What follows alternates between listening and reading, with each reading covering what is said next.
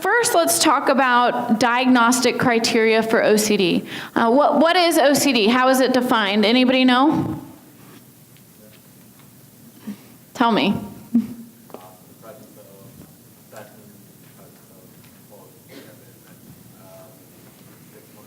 Okay, so the presence of obsessions and compulsions, right? So obsessive compulsive disorder. Couple caveats. Every one of you in this room have obsessions, and every one of you in this room have compulsions. How many of you have had a big meeting the next day, and so although you know you set your alarm, you double check it one more time? Or you're leaving out of town for the weekend and you really want to just make sure you check that lock one extra time, or that you unplug that straightener. Okay, we all have things that we do. When is it interfering or becoming debilitating? The other most important part is that I know people, my brother-in-law included, where I would say some of his obsessions and compulsions interfere with life. He would totally disagree. He is an avid UT football fan. He follows UT football to the nth degree. He knows everything about UT football. He is a bit obsessed with UT football, okay? He has some compulsive behavior. He watches all the games. He follows all the stats. He engages in some compulsions. Does he have the D, the disorder?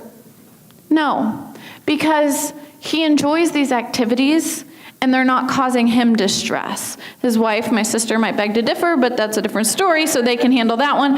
But so what is OCD? It's unwanted intrusive thoughts. So these are thoughts that we don't enjoy, they don't bring us pleasure, we don't like them, we would do anything to get rid of them. And so to get rid of them, we engage in these repetitive rituals. These are not normal ritualistic behavior like use the restroom, you wash your hands for 30 seconds or less. We're talking about repetitive behavior outside of the norm.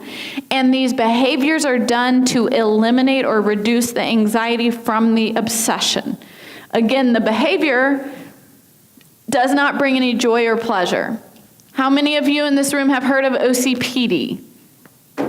A couple. So OCPD is obsessive personality disorder. In my opinion, society thinks OCD is OCPD.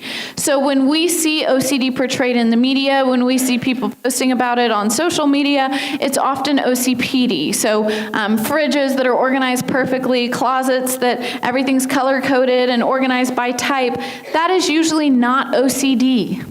Is there compulsive behavior? Sure. But those individuals will talk about the fact that there is not an unwanted intrusive thought. Simply, this is just how they should live, and this is how they function. And in fact, this often helps them function appropriately. Those individuals don't show up in therapy. Distress is not happening from these behaviors. For them, they talk about these behaviors as actually being a part of their functioning and their personality. Again, not an unwanted intrusive thought, and the behavior itself for OCPD often brings them joy or pleasure. They will talk about the fact that after they've organized their closet or the fridge, they feel good about it, right? They enjoyed it. There's a little bit of, enjoyment in the behavior, not OCD. My biggest pet peeve in the world, so please don't ever do it, is when people say, I am so OCD, or she is so OCD. OCD is not an adjective, never has been, never will be. It is a chronic, debilitating mental illness. OCD is one of the top 10 reasons people file for disability in the United States. OCD is more common than most of your chronic mental illnesses like schizophrenia, bipolar, and OCD causes the U.S. economy over $8 billion a year in lost productivity. What does that mean? That means it is a chronic, serious, devastating illness when it's not treated properly. We are not talking about people who like to keep their desk organized or they clean their kitchen a certain way. We're talking about individuals who are overcome and debilitated by their illness. OCD affects 3% of the population, so that's actually a very high number, and it does not discriminate against ethnic minorities, certain populations, certain groups, cultures, or gender. It affects everybody equally. We see about a 50-50 split in women and men. That boys are diagnosed earlier on, so for young children, we see boys more likely to have OCD than girls, but it evens out. And OCD is often diagnosed or seen during stressful or vulnerable times. So when is that? Puberty, adolescence, postpartum, all of those sort of areas. That's often where we see OCD start to come about and become exasperated. So that is what OCD is versus what it's not.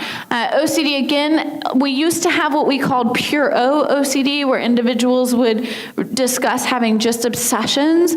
We don't really have that category anymore. What we found is that with pure O OCD, those individuals were still doing compulsions, but they may have been mental compulsions. So maybe a mental compulsion like a prayer, counting, replaying a scenario in their mind, ruminating, things like that, but there's still some sort of a compulsive behavior that's eliminating or reducing that anxiety.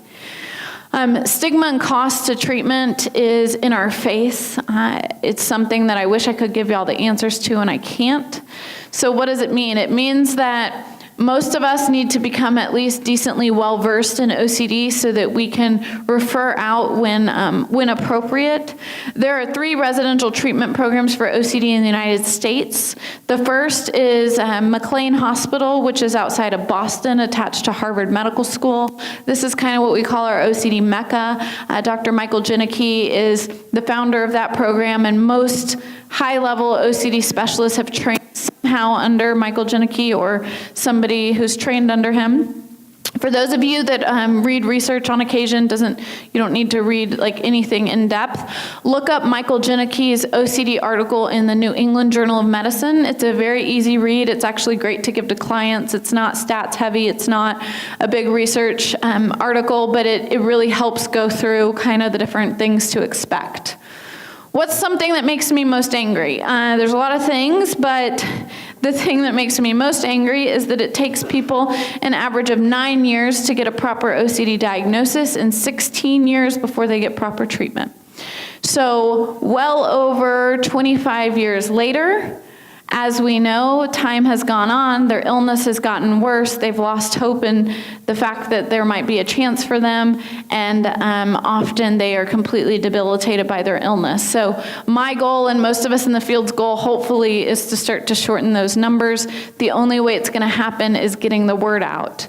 Assessment's really important, but referring out is critical. If you don't specialize in ERP treatment, do not try to treat OCD. You will not help the person. That's the reality. Nothing else is proven to be effective.